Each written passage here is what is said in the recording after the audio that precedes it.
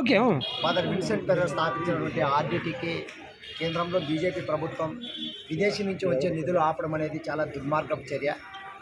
మరి దీన్ని పూర్తి స్థాయిలో ఖండిస్తూ ఈరోజు ఆర్డిటి అఖిలపక్ష కమిటీ ఆధ్వర్యంలో అనంతపురం జిల్లా కేంద్రంలోని ప్రెస్ క్లబ్లో రౌండ్ టేబుల్ సమావేశాన్ని ఏర్పాటు చేయడం జరిగింది.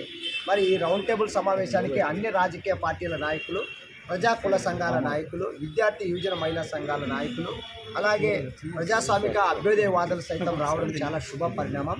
మరి వీళ్ళందరి కలయికతో ఖచ్చితంగా ఈ కేంద్ర బీజేపీ పెద్దలను ఒప్పించి ఆర్డిటికి విదేశీ నిధులు వచ్చేంత వరకు పోరాటం చేస్తామనే రీతిలో తీర్మానాలు కూడా చేయడం జరిగింది.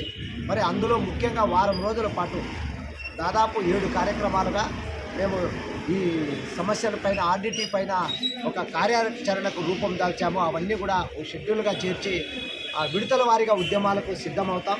అందులో అతి ముఖ్యమైనటువంటివి ఏంటంటే కేంద్ర కార్యాలయాలు ముట్టడి, మరి జాతీయ రహదారుల దిగ్బంధం, మరి అసెంబ్లీ సమావేశాలకి అవసరమైతే అమరావతికి 6వ తేదీ నాడు పోయి అసెంబ్లీ ముందర కూడా ఆర్డిటికి జరుగుతున్నటువంటి అన్యాయం పైన గొంతెత్తి వినిపించడం, మరి చివరిగా రాష్ట్ర బంధుకు, జిల్లా బంధువులకు సైతం పిలిపివ్వాలని చెప్పేసి ఆర్డిటి అఖిలపక్ష కమిటీగా కొన్ని తీర్మానాలు చేసుకున్నాం. ఈ తీర్మానాల్ని అమలు పరిచేందుకు అన్ని వర్గాల ప్రజలు, ముఖ్యంగా కులాలు, మతాలు, రాజకీయ పార్టీలకు అతీతంగా కలిసి రావాలని చెప్పేసి ఆర్డిటి అఖిలపక్ష కమిటీగా మేము పిలుపునివ్వడం జరుగుతుంది. మరి ఇప్పటికే కేంద్రంలో బీజేపీ కానీ, రాష్ట్రంలో కూటమి టీడీపీ, జనసేన, బీజేపీ కలగలిసి ఈ ఆర్డిటిపై జరుగుతున్నటువంటి అన్యాయం పైన గొంతు విప్పి గలం విప్పాలి. మొన్న జరిగినటువంటి అసెంబ్లీ సమావేశాల్లో కేవలం ఒకే ఒక ఎమ్మెల్యే మాట్లాడడం అనేది కూడా మాకు అనేక అనుమానం తావిస్తుంది. ఎందుకంటే ఒక ఎమ్మెల్యేతో వీళ్ళే ఒక పథకం ప్రకారంగా ఏమైనా మాట్లాడిచ్చారా?